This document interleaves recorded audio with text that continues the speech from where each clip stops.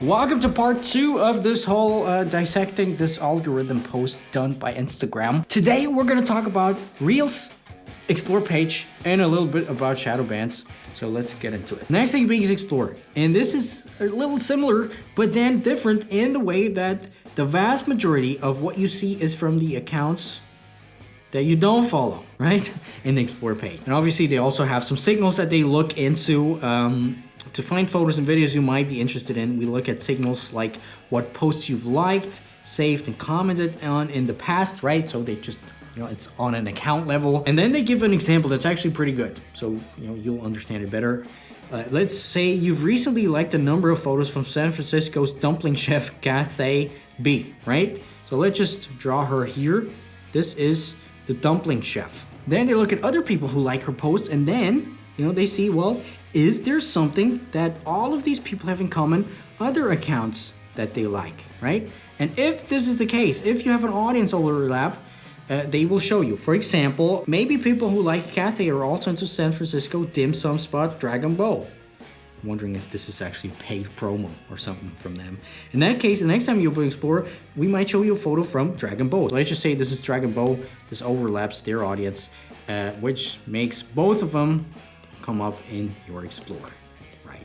This is why competitor research is so important. This is why I stress this all the time. And then they say once they found a set of pictures that you might be interested in, they then rank them in order by how interested they think you are in each one. The best way to guess how interested you are in something is to predict how likely you are to do something with the post.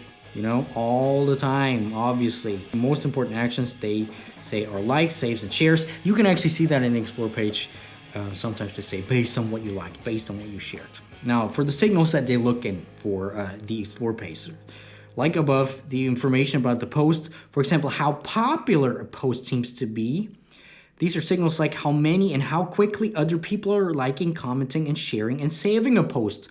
Velocity, this is what I call velocity. So this is why on Instagram, contrary to YouTube apparently, based on my findings, posting time actually matters. So you really want to check out when your audience is online and optimize for, getting quicker likes, saves, shares, and all these things. And they say velocity metrics are much more important to get ranked in Explore than to do in feed versus stories. Because I guess at some point they will just show you in the feed. Then, and this is another interesting one, your history of interacting with the person who posted.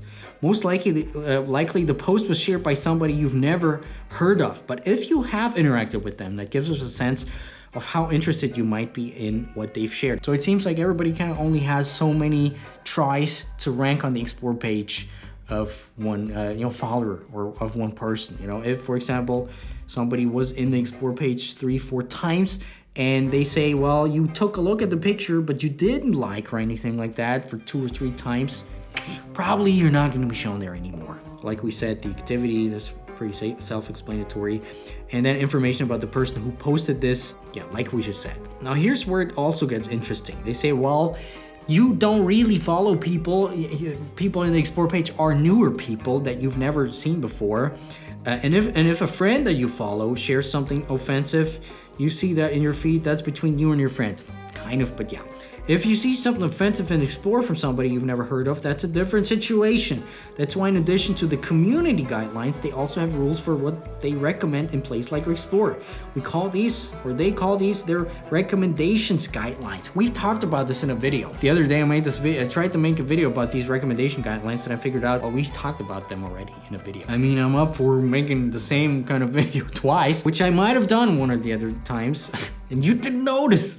I don't think anybody noticed it. For example, they try not to show content that promotes tobacco or vaping using Explore. There we go. Now, let's go on to Reels. And they say Reels is designed to entertain you. Much like Explore, the majority of what you see is from accounts that you don't follow. So, they say they go through a very similar process of what this Explore page looks like, even though it's a little different. But here's the thing.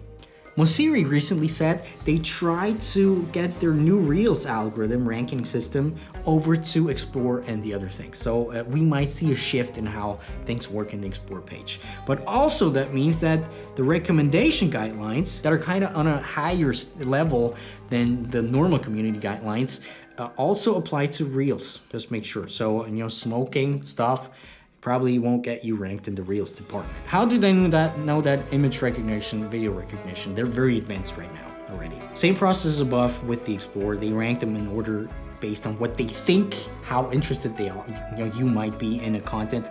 With Reels though, they're specifically focused on what might entertain you. How do they do that? First of all, they survey people. Maybe you've gotten one of those before already, asking how well what did you think of this Reel? Was this funny or not? With an eye towards smaller creators. This is why Reels right now is the big opportunity for most of you guys, whether you're big or small, but especially if you're a newer Reels creator. The most important predictions are how likely you are to watch a Reel all the way through, right? So optimize for watch time on your Reels. Like I said, right now we don't really have the metrics to see the exact minutes that people watched your Reels through. However, we can see the reach versus the plays. And if you really want to go above, try to get people to watch this twice, 3, 4 times over. And this is when you see, just notice yourself. You probably some good Reels you watch over and over again, at least twice or 3 times. And this is what you want to aim for when you create this. And one thing they also look, if you afterwards go to the audio page to see, well, what is this audio? A proxy for whether or not you might be inspired to make your own Reels. And this is actually a thing, if you remember the video that we made about the Clubhouse, a Clubhouse really doesn't do that. Doesn't really inspire people to create their own club. I mean, because it's hard to get people in there. As for the signals for the Reels, obviously, we just talked about them, likes, comments. It's just basically the same thing all over again. However, the watch time, I believe, is the most important thing here. Coming from my understanding. Then the history, again, of interacting with the person who posted this. Let's say you get a Reel, you watch a Reel from this one person, you like it or save it or DM it somewhere. They might recommend this in this the Reels page for you more and more. And the more you actually interact with somebody, the more they will show you their Reels. Information about the Reels, these are signals about the content within the video, such as the audio track apparently being one of the most important ones. This is why Reels is for me, I don't really like a lot of these new songs or a lot of these trendy songs that are going on. I'm more of a vintage type, if you know what I mean. So yeah, kind of hard for me to find a song that I don't find super embarrassing, to be honest. But yeah, if you really want to get Reels to go viral and blow up, you just kind of have to go with the trend. You kind of have to swim with the masses. Hurts me to think about that, but yeah, that's just the way that the game works. Also, video understanding based on pixels and whole frames. Talking about image detection, talking about video detection. So they know what's in your Reels. Talking about smoking there. We consider popularity to help find compelling content for a wide array of people and give everybody a chance to find their audience. Whatever that exactly means. Maybe that means that smaller creators are even favored and bigger creators are not. They avoid recommending Reels for other reasons. We've talked about that. Low resolution, watermark, TikTok, Reels, or Reels that focus on political issues and made by political people. The last thing that they talk about is the term Shadowbans, my friends. And they say people often, there's some things that don't really add up in there. They say people often accuse us of shadow banning or silencing them.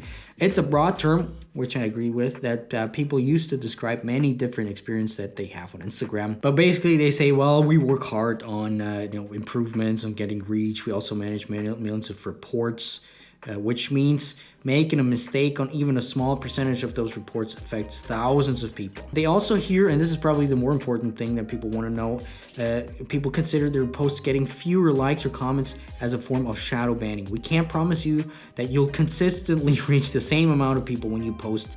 This is what they say all the time. The truth is, most of your followers won't see what you share because most look at less than half of their feed. Yeah, and who's actually to blame for this? You, my friends, the creators. I just have to tell you how it is. If the content quality in general is going up, if the creators create better content on Instagram, then people spend more time on Instagram, then people interact more on Instagram because they are just more entertained and have a better time. This is, I believe, why Instagram right now really pays people, for example, to use live and focuses heavily on the monetization thing. Because if there's some money behind it, obviously people are going to be more inspired just because, well, then it's obviously not for nothing anymore and some cash is looking out there. So I think we will probably see a bump in, quality content in the coming months when more monetization is being rolled out. But they say soon they will have more to share about this shadow banning issue, which I can't wait for, Mosiri. So we'll see. Now, the last thing is actually, just read that through if you're interested in, but basically about the close friends,